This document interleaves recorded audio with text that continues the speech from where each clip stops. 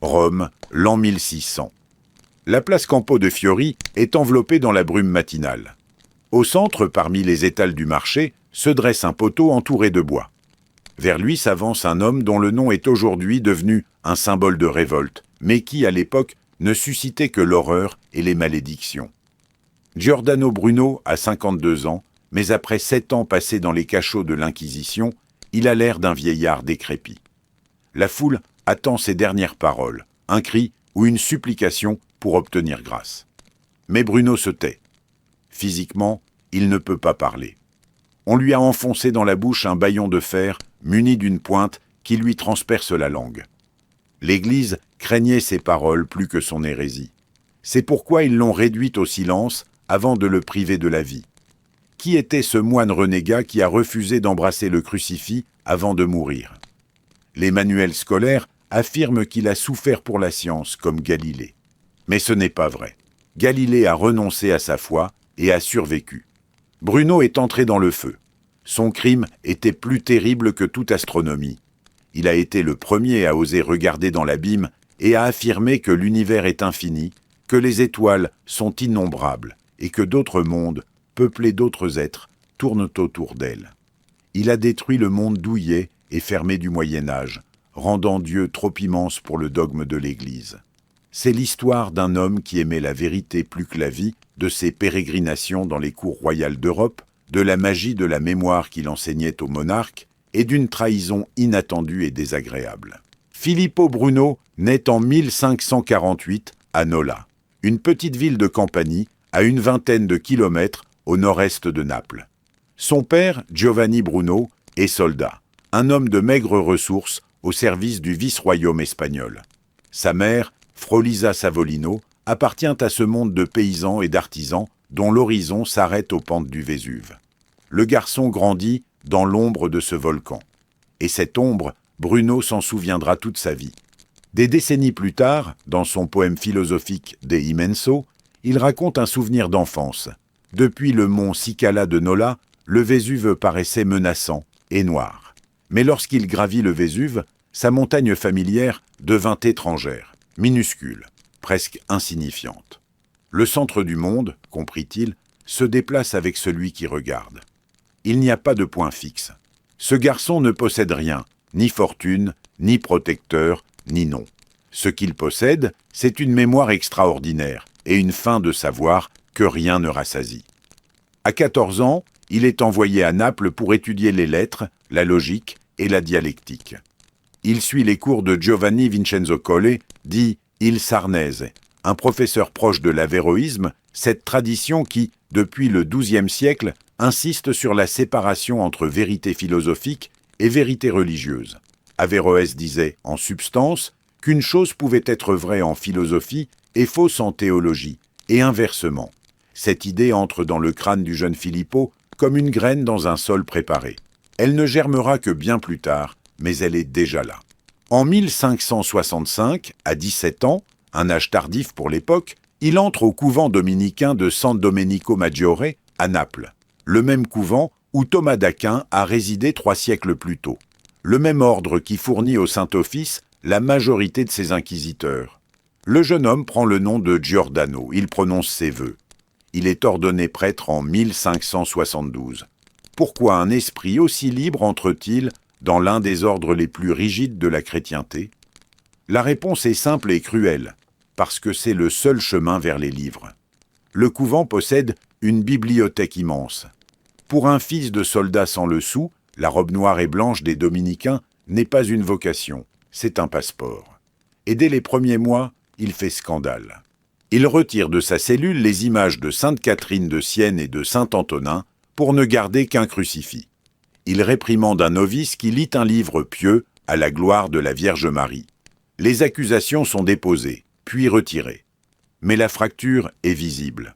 Pendant 10 ans, Bruno absorbe tout, la scolastique thomiste qu'il maîtrise assez pour en exposer les failles. L'art de la mémoire qu'il découvre à travers le Phénix de Pierre de Ravenne, un système où les images mentales sont disposées sur des roues concentriques pour permettre de mémoriser n'importe quel contenu, et surtout Copernic. Le De Revolutionibus Orbium Coelestium, publié en 1543, circule dans les milieux savants italiens. Bruno ne le lit pas comme un astronome lisant des tables de calcul. Il le lit comme un philosophe reconnaissant une confirmation. Si la Terre tourne autour du Soleil, alors Aristote a tort. Alors l'univers n'est pas un oignon de sphères emboîtées.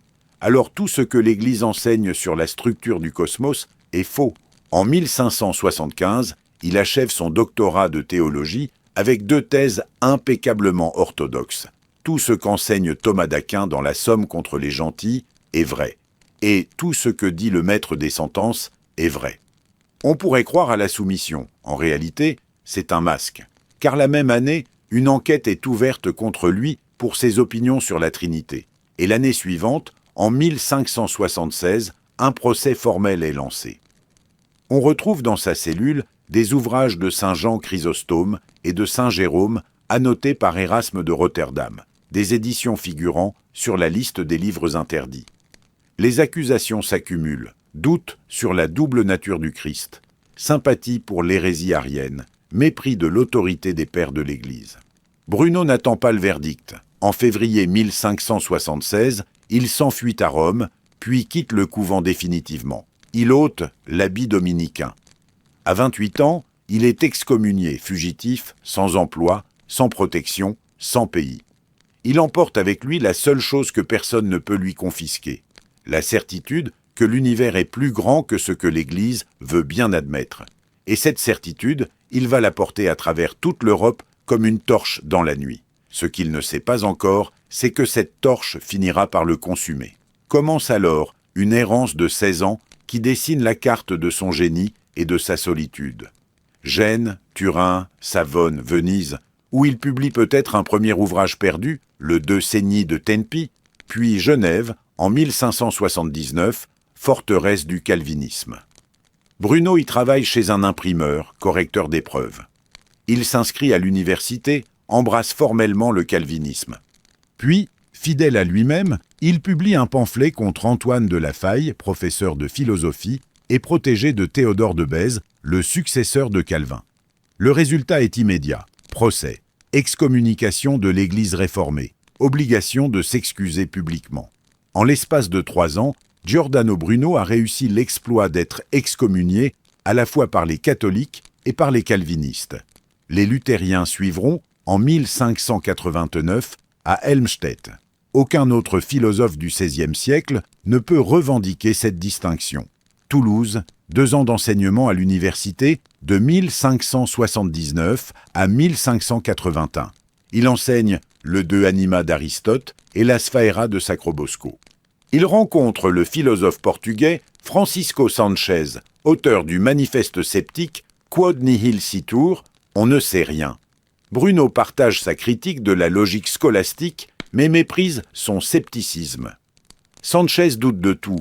Bruno, lui, croit en la puissance de l'intellect humain. Quand la guerre entre catholiques et huguenots s'intensifie en 1581, Bruno part pour Paris. C'est à Paris que tout bascule. Henri III règne sur une France déchirée entre la Ligue catholique et les politiques modérés. Bruno trouve dans cette cour un espace inespéré de tolérance intellectuelle. Il publie 2 ouvrages sur l'art de la mémoire, le De Umbris Idearum et l'Ars Memoria, qu'il dédie au roi. Henri III est fasciné par ses techniques mnémoniques et lui offre un poste de lecteur royal extraordinaire. Pour la première fois de sa vie, Bruno a un toit, un salaire et un protecteur. Il publie aussi une comédie, Il Candelaio, satire mordante de la société napolitaine et de la pédanterie universitaire. Mais Paris n'est qu'une étape. En 1583, muni de lettres de recommandation du roi de France, Bruno s'installe à Londres chez l'ambassadeur Michel de Castelnau. L'ambassadeur anglais à Paris, Henry Cobham, alerte le secrétaire de la reine Élisabeth, Francis Walsingham. Le sieur docteur Giordano Bruno Nolano, professeur de philosophie, a l'intention de passer en Angleterre, dont je ne saurais recommander la religion. Le ton est posé. Bruno arrive à Londres précédé par sa réputation d'homme dangereux. Il fréquente la cour d'Élisabeth. Il se lie avec Philippe Sidney, poète et courtisan, et avec John Florio, traducteur et lexicographe. Il aspire à un poste universitaire. En 1583, Quand le diplomate polonais Albert Laski se rend à Oxford, Bruno l'accompagne. Il espère y obtenir une chaire. Il débat, il donne des conférences, il défend la théorie de Copernic devant un auditoire qui n'en veut pas. Les docteurs oxoniens l'accusent de plagiat, le ridiculisent. Bruno quitte Oxford humilié, mais plus convaincu que jamais que le monde universitaire ne comprend rien. Il retourne à Londres, et là, dans les mois qui suivent, il écrit les 6 dialogues italiens qui constituent le cœur de sa philosophie. 6 textes en à peine 2 ans, de 1584 à 1585. Comme si l'humiliation avait libéré une énergie comprimée depuis 20 ans. Le premier est La Cena de le Ceneri, le banquet du mercredi des cendres, publié en 1584. Le titre est une provocation liturgique. Le mercredi des cendres marque le début du carême, temps de pénitence et de soumission. Bruno en fait le cadre d'un repas philosophique au cours duquel il défend la réalité physique de l'héliocentrisme et affirme que l'univers est infini. Il ne se contente pas de répéter Copernic. Il va plus loin. Copernic, dit-il, n'a pas compris les implications de sa propre découverte. Le Polonais a fait tourner la Terre autour du Soleil, mais il a gardé la sphère des étoiles fixes. Il a remplacé le centre, mais n'a pas aboli les murs. Bruno, lui, abat les murs. Plus de sphère des étoiles fixes. Plus de limites. L'univers s'étend à l'infini dans toutes les directions, peuplé de soleils innombrables, entouré de planètes, peut-être habité par d'autres formes de vie intelligentes. Colomb, écrit-il, a découvert un continent sur une terre. Lui, Bruno, découvre des mondes infinis. Mais ce même texte contient aussi des attaques féroces contre les universitaires anglais et les manières de la société londonienne. Bruno se compare à un Napolitain né sous un ciel plus clément face à des pourceaux oxoniens. L'offense est telle qu'il doit ouvrir son dialogue suivant, le De la Cosa, Principio et Uno, par une longue apologie dans laquelle il rétracte ses insultes tout en les justifiant. Cette stratégie, concédée pour mieux réaffirmer, deviendra sa signature. Elle le suivra jusqu'à son procès, où elle se retournera contre lui avec une précision fatale. Le De la Cosa, Principio et Uno posent les fondements métaphysiques de sa cosmologie. Forme et matière sont inséparables, elles constituent une unité. Le dualisme aristotélicien, matière passive d'un côté, forme active de l'autre, est une fiction. Il n'y a qu'une seule substance infinie dont toutes les choses sont les modes transitoires. Le De l'Infinito, Universo et Mondi développe la cosmologie en détruisant méthodiquement la physique d'Aristote. Le Spaccio de la Bestia triomphante est une satire des superstitions et de la morale chrétienne, une attaque frontale contre le principe calviniste du salut par la foi seule. Le Degli Eroici Furori est un poème en prose sur l'aspiration de l'âme à s'unir avec l'un infini, un texte d'une beauté éblouissante dans lequel Bruno reprend le mythe d'Actéon dévoré par ses propres chiens après avoir contemplé Diane nue. L'intellect, explique Bruno, et ses chiens. La quête de la vérité absolue détruit celui qui l'entreprend. Mais cette destruction est aussi un accomplissement. À la fin de l'année 1585, quand Castelnau est rappelé en France, Bruno quitte l'Angleterre. Il a 37 ans. Derrière lui, les 6 dialogues les plus audacieux de la Renaissance. Devant lui, 5 ans d'errance supplémentaires en Allemagne et en Bohême. Puis le piège. Entre 1586 et 1591, Bruno traverse l'Europe germanique comme un astre sans orbite stable. Paris d'abord, où le climat politique s'est durci. Henri III a révoqué l'édit de pacification avec les protestants. Bruno, au lieu de se faire discret, entre dans une polémique publique avec le mathématicien Fabrizio Mordente, qu'il ridiculise dans 4 dialogues, puis en mai 1586, il ose attaquer Aristote devant les professeurs du collège de Cambrai avec ses Centum et Viginti articuli de Natura et Mundo adversus peripateticos, 120 thèses contre les aristotéliciens. La dispute tourne à l'émeute.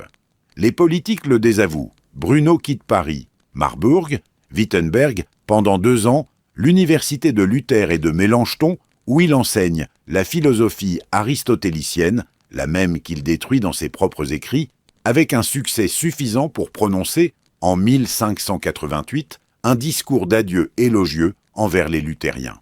Prague, chez l'empereur Rodolphe II, protecteur des sciences et des arts, où Bruno espère une position stable. Il dédie à l'empereur ses Articuli adversus mathematicos. Pas de résultat. Helmstedt, encore une université luthérienne, où il est excommunié par le pasteur local pour une hérésie non spécifiée, sa 3e excommunication. Francfort, enfin, où le Sénat refuse sa demande de résidence, mais où il réussit néanmoins à publier, en 1591, sa trilogie latine finale, le de Triplici Minimo et Mensura, le de Monade, Numero et Figura, et le de Innumerabilibus, Immenso et Infigurabili. 3 poèmes en hexamètre, sur le modèle de Lucrèce, avec commentaires en prose qui reprennent et systématisent l'ensemble de sa philosophie. Il a 43 ans. Il a produit une œuvre considérable, et il est complètement seul. Plus de protecteur royal, plus de poste universitaire, plus de pays où poser sa tête sans risquer l'arrestation ou l'excommunication. C'est dans ce vide que le piège se forme. Depuis Francfort, Bruno reçoit des lettres d'un patricien vénitien nommé Giovanni Mocenigo. Mocenigo l'invite à Venise pour lui enseigner l'art de la mémoire et, apparemment, certains secrets philosophiques. L'offre est irrésistible. Venise est la ville la plus libre d'Italie, la seule république qui résiste véritablement à l'autorité papale. Son inquisition est contrôlée par le Sénat, pas par Rome. Bruno pense y être en sécurité. Et il pense aussi, peut-être, obtenir la chaire de mathématiques à Padoue, l'université de la République. Bruno arrive à Venise à la fin de l'été 1591. Il se rend à Padoue, donne des conférences de géométrie, espère la chaire. La chaire lui échappe. Elle ira, quelques années plus tard, à un autre homme, un certain Galileo Galilei. Bruno retourne à Venise, s'installe chez Mocenigo. Et c'est là que le mécanisme de la destruction se met en place. Mocenigo n'est pas un intellectuel. C'est un noble vénitien qui attend de Bruno quelque chose de très précis. Des techniques magiques, des pouvoirs mnémoniques, peut-être des secrets occultes. Or Bruno enseigne la philosophie. Il parle de l'infini, de l'âme du monde, de la matière universelle. Mocenigo s'impatiente. Bruno tente de quitter Venise. Mocenigo le retient. Et le 22 mai 1592, à l'aube, il le dénonce à l'Inquisition vénitienne. Les 3 plaintes de Mocenigo, déposées les 23, 25 et 29 mai, forment un réquisitoire accablant. Bruno aurait affirmé que le Christ était un imposteur, que la transsubstantiation était une absurdité, que la Terre tournait autour du Soleil, que l'univers était infini et peuplé de mondes, que les âmes passaient d'un corps à l'autre, que la magie était légitime et bienfaisante. Mocenigo ajoute que Bruno avait l'intention de fonder une nouvelle secte sous le nom de philosophie. Certaines de ces accusations sont vraies. Bruno défend effectivement l'héliocentrisme, l'infinité des mondes et la transmigration des âmes. D'autres sont des déformations ou des inventions. Mais l'Inquisition ne distingue pas. Bruno est arrêté et interrogé à Venise. Devant les inquisiteurs vénitiens, il adopte la même stratégie que dans ses dialogues. Il concède sur les formes pour mieux défendre le fond.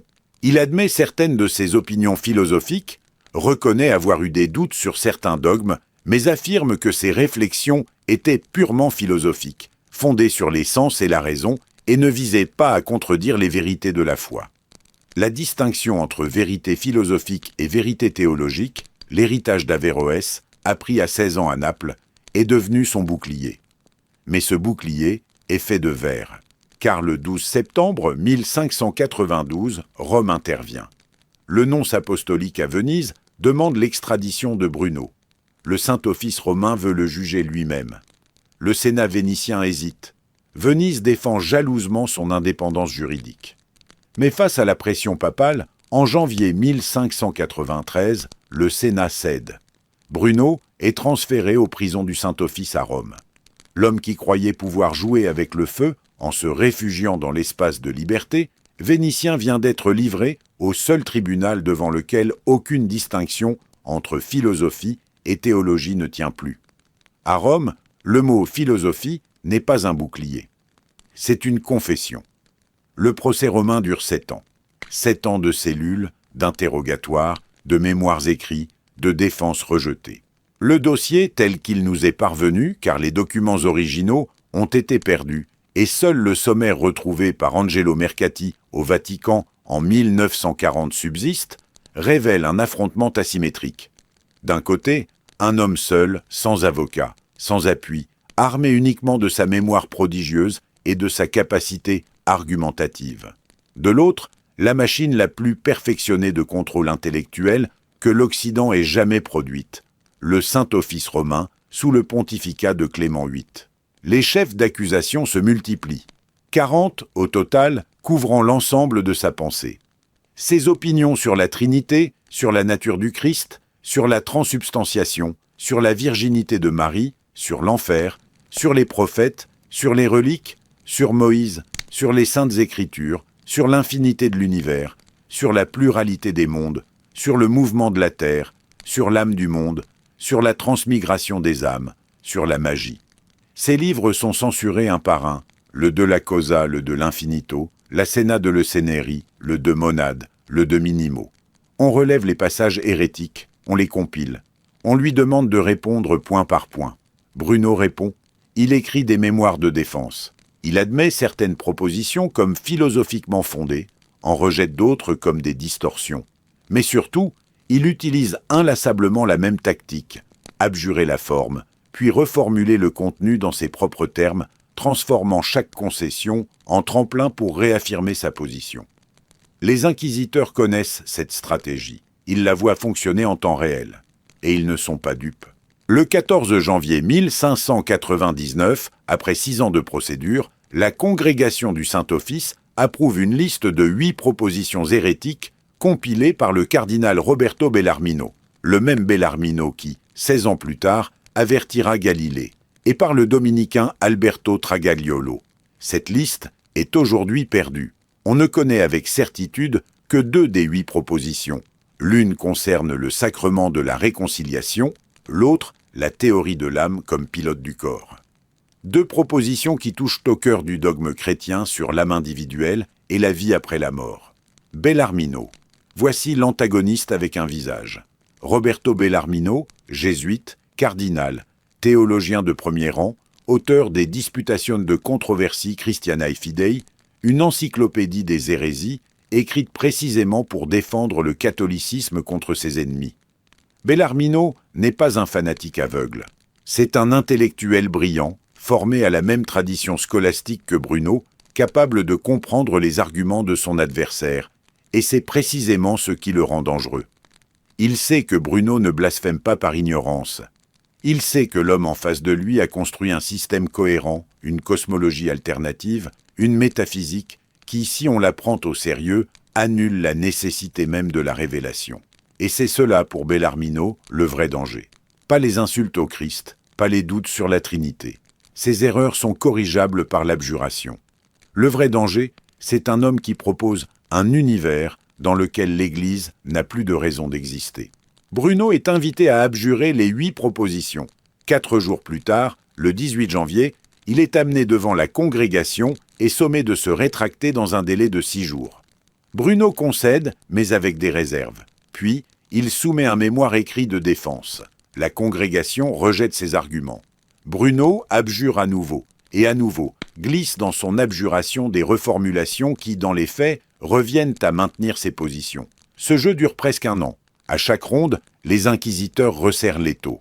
Bruno recule, puis avance, recule, puis avance, comme s'il testait les limites d'un système qu'il connaît intimement, puisqu'il en est issu. Puis, le 21 décembre 1599, vient le moment de la rupture. Ce jour-là, amené une dernière fois devant la congrégation, Giordano Bruno prononce les paroles qui scellent son destin. Il n'a ni le besoin ni le désir de se rétracter, il n'a rien à rétracter, il n'a pas matière à rétractation, et il ne sait pas sur quoi il devrait se rétracter. La congrégation fait un dernier geste. Le même jour, elle envoie le général des Dominicains et le procureur de l'ordre, les 2 plus hauts dignitaires de l'ordre que Bruno a quittés 24 ans plus tôt, plaider avec lui, en vain. Pourquoi maintenant ? Pourquoi, après des mois de concessions et de reformulations, Bruno choisit-il soudain l'intransigeance absolue? Les documents ne le disent pas. Peut-être a-t-il compris que la mécanique de l'Inquisition ne permettait aucune nuance, que chaque concession partielle était interprétée non comme un compromis, mais comme un aveu incomplet, appelant un aveu plus complet, et qu'au bout du processus, on lui demanderait de nier ce qu'il savait être vrai. Peut-être, après 7 ans de cellules, a-t-il simplement atteint le point où le corps cède, mais où l'esprit refuse. Peut-être le philosophe de l'infini a-t-il compris qu'on ne pouvait pas réduire l'infini, qu'il fallait être l'infini ou ne rien être du tout. Le 20 janvier 1600, la congrégation du Saint-Office, sous la présidence du pape Clément VIII, ordonne que tous les ouvrages de Bruno soient inscrits à l'index des livres interdits et que l'auteur soit remis aux autorités séculières de Rome pour châtiment en tant qu'hérétique impénitent, obstiné et pertinace. Bruno rédige une dernière déposition adressée au pape. Le document est ouvert. Il n'est pas lu. Le 8 février, le cardinal Madruzzi prononce la sentence. Et Bruno, selon le témoignage du converti allemand Kaspar Schoppe, présent dans la salle, regarde ses juges et dit d'un ton menaçant « Peut-être prononcez-vous cette sentence contre moi avec plus de crainte que je ne l'écoute. » Cette phrase, si elle est authentique, et les historiens la considèrent comme probable, car Schoppe l'a rapportée dans une lettre à Konrad Rittershausen datée du même jour que l'exécution, contient tout le paradoxe de Bruno. Un homme condamné à mort rappelle à ses juges qu'ils ont peur. Peur de quoi? Pas de lui. Un prisonnier amaigri après 8 ans d'incarcération. Peur de ce qu'il représente, la possibilité que l'univers ne leur appartienne pas. 9 jours séparent la sentence de l'exécution. 9 jours pendant lesquels, conformément à la procédure, les confrères de la compagnie de San Giovanni Decolato, la confrérie de la décollation de Saint-Jean, visitent Bruno dans sa cellule pour le préparer à la mort et l'exhorter au repentir. 9 jours pendant lesquels on lui offre encore et encore la possibilité de vivre. Tout ce qu'il doit faire, c'est prononcer un mot. Il ne le prononce pas. Que se passe-t-il dans l'esprit d'un homme qui refuse de sauver sa propre vie alors qu'il dispose de la formule exacte pour le faire? Le mot « j'abjure » est une clé. Il ouvre la cellule. Il rend la vie. Il réintègre le condamné dans le corps de l'Église. D'autres l'ont prononcé avant lui.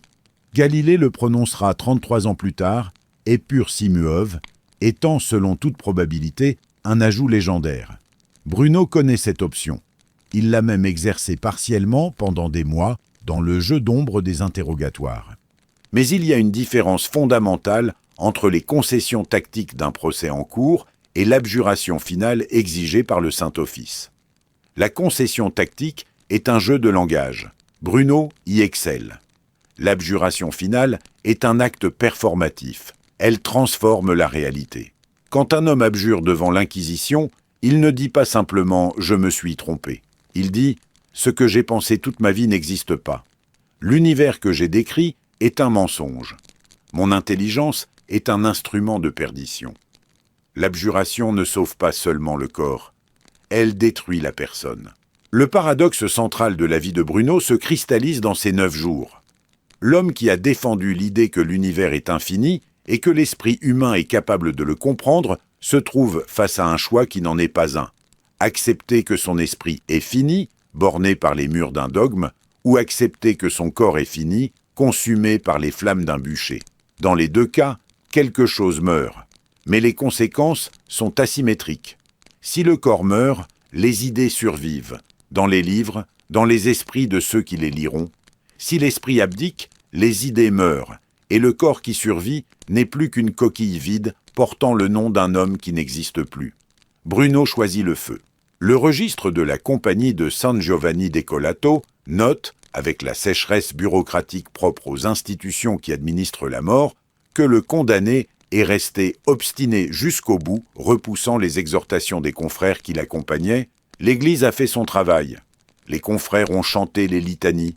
Le crucifix a été présenté une dernière fois. Bruno a détourné la tête avec colère. Ce geste, le visage qui se détourne du crucifix, est le dernier acte de résistance enregistré. Il condense toute la vie de Bruno en un mouvement. Le Christ en croix symbolise la soumission de l'esprit au mystère, l'acceptation de la souffrance comme chemin vers le salut, le primat de la foi sur la raison. Bruno détourne la tête, non pas contre le Christ en tant que figure historique ou morale, mais contre tout ce que le crucifix représente dans ce contexte précis, le chantage de l'institution. Accepte notre vérité et tu ne souffriras pas, refuse-la, et tu brûleras. Bruno détourne la tête parce que l'homme qui a écrit que « la nature est Dieu dans les choses » ne peut pas accepter un Dieu qui demande la destruction de la pensée comme prix de la survie du corps. Puis, les flammes. Le registre de la confrérie note sobrement « Il a été mené par les officiers de justice au Campo dei Fiori, et là, dépouillé de ses vêtements et attaché au poteau, il a été brûlé vif, toujours accompagné par notre compagnie chantant les litanies et les consolateurs jusqu'à la fin, l'exhortant à abandonner son obstination avec laquelle il a terminé sa misérable et malheureuse vie. Misérable et malheureuse. Les mots sont de l'institution. L'histoire, elle, a tranché autrement. Les livres de Bruno sont interdits. Ses œuvres figurent à l'index jusqu'en 1966. Mais l'interdiction n'a pas le pouvoir d'effacer les idées. Les exemplaires circulent clandestinement, passent de main en main dans les cercles protestants, chez les libertins, chez les esprits libres.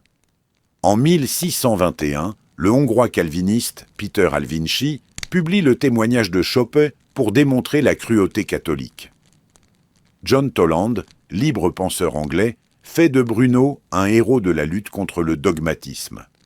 Baruch Spinoza, qui n'a probablement jamais lu Bruno directement, développe un panthéisme si proche de celui du Nolin que la filiation est frappante. Deus sive natura, Dieu, autrement dit, la nature. Leibniz reprend le concept de monade. Les philosophes allemands du XVIIIe siècle, Jacobi, Schelling, Hegel, redécouvrent Bruno et le placent à l'origine de l'idéalisme moderne. Schelling publie en 1802 un dialogue intitulé Bruno, dans lequel il fait du Nolin le précurseur de la philosophie de l'identité. Et l'univers que Bruno a décrit, l'univers infini, sans centre ni limite, peuplé de soleils innombrables, entouré de planètes, cet univers est devenu, au cours des 4 siècles suivants, la réalité que la science a confirmée. Pas dans ses détails, Bruno n'est pas un scientifique au sens moderne, il ne fait pas de calcul, il ne conduit pas d'observation.